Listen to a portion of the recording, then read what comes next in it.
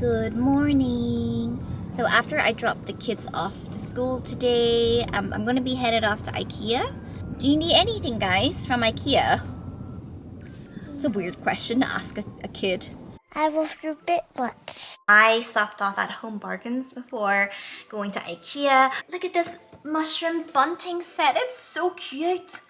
I mean, I wasn't quite sure like what I was going to be doing with it, but I figured I think Isaac would really like this little mushroom bunting. And then I saw there's like a little ice cream bunting. Look, how cute is that? So yeah, maybe this can go in their bedroom or it can go in our study and they can have it above their desks, but they're so cute. Let's talk hair. I have a lot of it in my head. Ever since I was 10, I've always sported quite a strong mustache. Hair grows fast, coarse, and thick for me. Over the years, I've had my fair share trying out different hair removal products. And for the longest time, I epilated and I waxed, but I still had the problem of constantly getting ingrown hairs. They were kind of a nightmare to deal with, not to mention painful. I have been intrigued with IPL since the beginning, and I've tried quite a few IPL devices. Either it burned me to the point I was quite afraid to use again, or it didn't really give any visible results. So when the guys from YouLike approached me and asked me to try their product, I was open because I am eager to find one that works, but at the same time I was reserved because, hey, it might not. But there is a reason that they won Best Laser Hair Removal Device of Vogue. And first of all, IPL stands for Intense Pulse Light. And how it works is by targeting the melanin in hair follicles, basically setting them to sleep. What makes the YouLike Air 3 device different from other IPL devices is the patented sapphire cooling technology. Air 3 can maintain a epidermal temperature of 20 degrees Celsius, meaning you can get high light output without the burning risk even if you're using 20 minutes straight. As a mom, I only really get free time when the kids are in bed, where I'll have 30 minutes or so to do my things and wind down. This device is handy because I don't need to travel anywhere. I can do it in the comfort of my own home while I'm listening to a podcast, and most importantly, without breaking the bank. It's FDA cleared, GSA approved, and they also have a 90-day money-back guarantee. It even comes with a little shaver and goggles to protect your eyes. Using it is super simple. You simply shave the skin to prep it ready, hold the device vertically, and enjoy a cool, pain-free treatment. It takes me no more than 10 minutes to do my whole body. So for the first week and 2, they recommend to use it every other day, and then week 3 and 4 to use it twice a week, and by then you should see visible results. It's made my hair removal experience that much easier. And if you want to also make your hair removal experience easier and more pleasant, check out the link in my description box and don't forget to use the promo code. Good afternoon, everybody.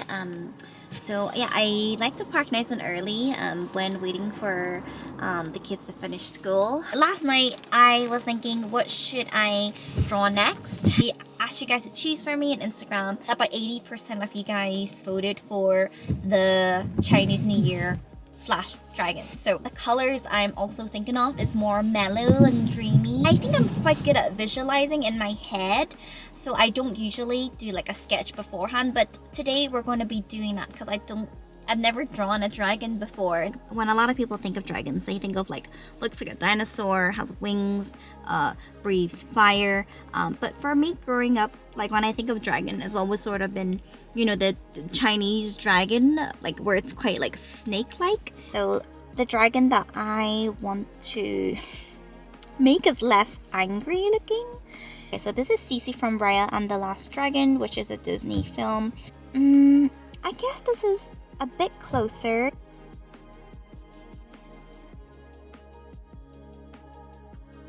Girl riding on it. Hair's flowing.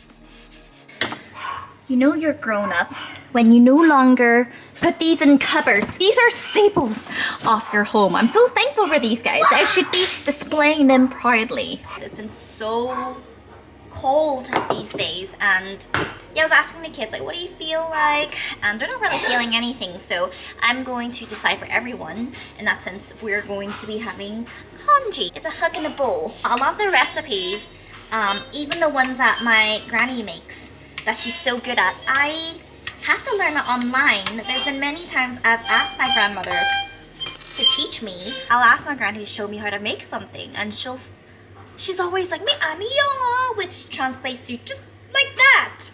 Like this.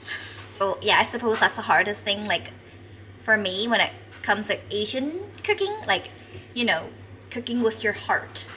Or, you know, as they say, like, stop adding when your ancestors tell you to.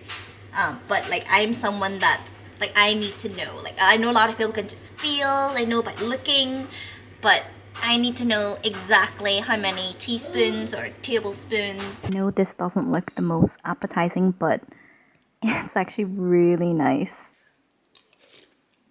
Like a big moon here, or like a crescent moon. I think crescent moon always looks quite nice. So yeah, crescent moon, loads of clouds. I think the cloud part will be quite fun to paint. I wonder if she can be holding something. There's no point in her holding an umbrella, is there? No, there isn't. It's just not Mary Poppins. My granny is currently in Hong Kong, and she's in her late 80s, so it's always a bit of a risk for her to fly.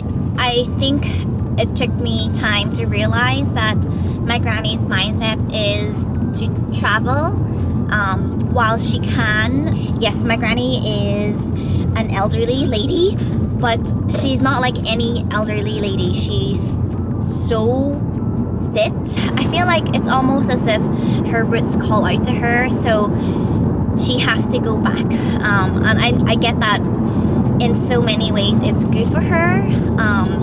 It grounds her, and she's able to feel liberated because she's no longer restricted because she doesn't have a car or she doesn't speak the language. She's got there safely, which I'm so happy about, and I'm glad my little sister is there, and they're going to reconnect and spend a lot of time together. I still get asked by you guys, like, if I miss Hong Kong, and in so many ways, of course I do. I know, like, there's been quite strong emphasis of the struggle I've had in Hong Kong, especially near the end, but some of the best moments of my life were in Hong Kong. So yeah, I do look forward to returning again and making new memories with the kids now that they're older, and bringing RG with me. Speaking of RG, another thing that you guys often ask me is, are you okay being engaged and still not living together? And I'm okay with that. I think every relationship is different. And of course, it'd be lovely to have him moved in already.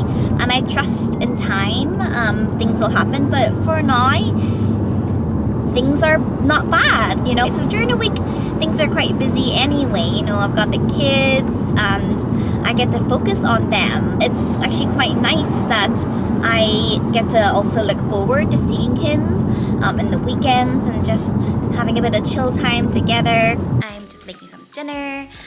There's a new season of Love on the Spectrum, which I'm really excited about. There was a time where when the kids went and I wouldn't see them for a couple of days, like, it would really, really bum me out. And now, it's not that I don't feel anything, I still miss them, but now it's just become like routine. It's made easier. I mean, like I think for them, like, it's become normal for them as well. There's not a lot of tears anymore. They know they'll see me very soon. It's kind of just like passing the baton and knowing that they're going to be more than fine at their daddy's. Obviously with Tim and I, we couldn't be husband and wife, but what I really would love for us both is to be really good at co-parenting. Yeah, I know this was like a quick sketch we made just to get an idea of the composition, but you know what? I'm gonna go ahead and paint the sky because I think I know for sure how I want the sky to look, so.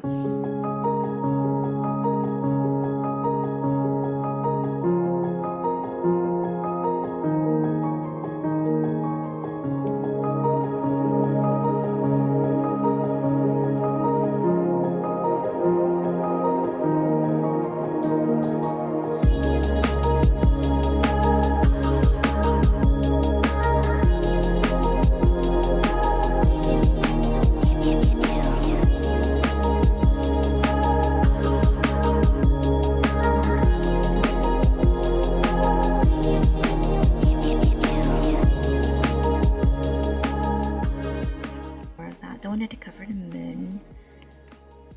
Tonight was always supposed to be by the sky, so I will come back to this tomorrow. Good morning, guys. What I really miss is having congee for breakfast. Days when it's me, I like to have it nice and easy, but it's always a bonus when I get to cook exactly what I want because the kids are actually not fussed of congee. Like, how can you not like congee?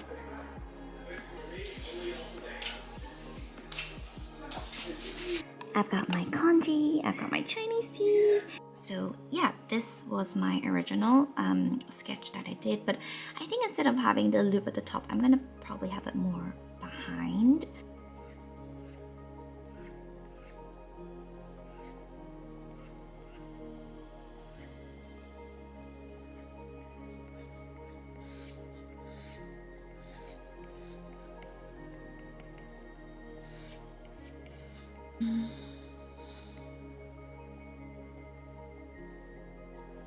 Do you like painting on Mommy's iPad too? Yeah.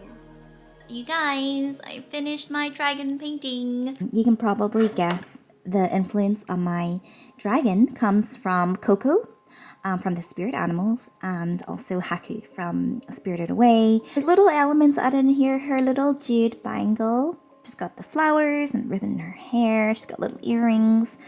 Oh, sorry. I knew I wanted to create something that's quite magical, whimsical, but I realized I really wanted to keep the red and gold elements. You guys suggested to put sparkles on the dragon as scales, which I actually really love. And then some of you guys did suggest having lanterns in the sky, but I don't think realistically lanterns could go. I think having the lanterns kind of distracts it away from the moon, so I decided not to keep it.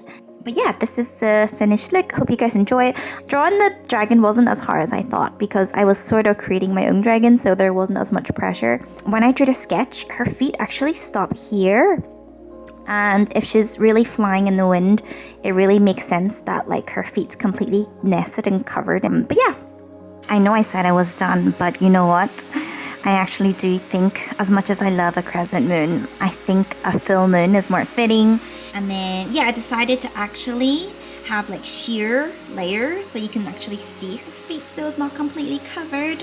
But yeah, hopefully be printing this one soon as well.